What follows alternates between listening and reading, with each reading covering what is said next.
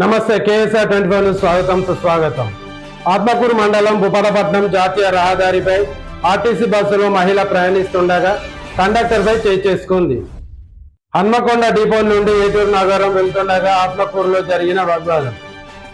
Driver పక్కన బానేటిపై కూర్చున్న మహిళ ప్యాసింజర్ వద్దని వారించిన ఇక్కడే కూర్చుంటానని దురుసుగా వ్యవహరించిన మహిళ తన కొడుకు సహాయంతో బస్సు కండక్టర్ని దుర్భాషలాడుతూ కండక్టర్ని కొట్టడంతో పోలీస్ స్టేషన్లో ఫిర్యాదు చేసిన కండక్టర్ ములుగు జిల్లా కేంద్రంలో మరోసారి కేసు నమోదు చేసిన పోలీసులు. విధి నిర్వహణలో ఉన్న ప్రభుత్వ ఉద్యోగిపై దాడికి పాల్పడిన మోహన్ కమలాపూర్ మండలం వాసిగా గుర్తించారు.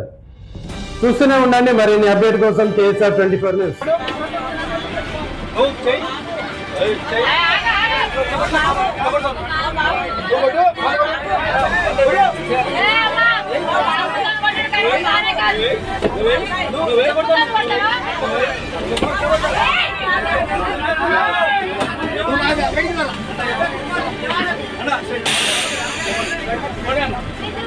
Mana?